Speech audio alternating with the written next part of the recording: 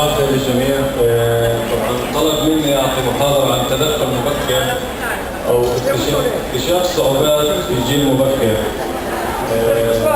طبعا الحضور الكريم ما شاء الله عدد كبير.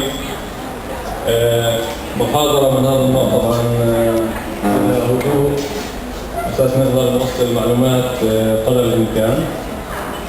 مهم جدا المحاضره حتكون قصيره ولكن طبعا للهدف مباشرة من دون ما نتطرق لأمور خلينا نقول اللي هي بدها أكثر تفسير وتعليم. طبعا كيف تعرفوا كحاضنات طبعا ما شاء الله بنشوف في ناس هنا مع خبرة كبيرة. جميع النظريات التطويرية حكت وشددت إنه الجيل المبكر هو له الأهمية العظمى في التدخل تبعنا، في الانتباه تبعنا، في المشاهدة تبعتنا. والأهم من هيك إنه إحنا نعرف نوجه الأولاد للمراكز أو للناس المختصين على أساس إنه نحاول قدر الإمكان إنه نسكر الفجوة اللي ممكن يكون فيها صعوبات في عدة مجالات. طبعا المرحلة الأولى في حياة الطفل هي مرحلة ضرورية في التطور تبعه.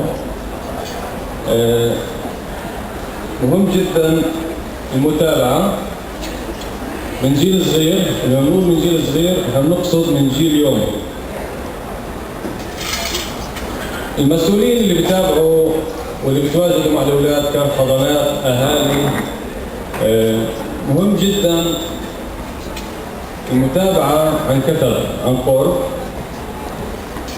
مهم جدا نكون واعيين لعدة أمور اللي راح نتطرق لها لقدام اللي ممكن تكون سبب في نجاح طفل سببها، وممكن بنفس الوقت ممكن تكون سبب في وجود فجوة كبيرة في واحدة من مراحل التطور.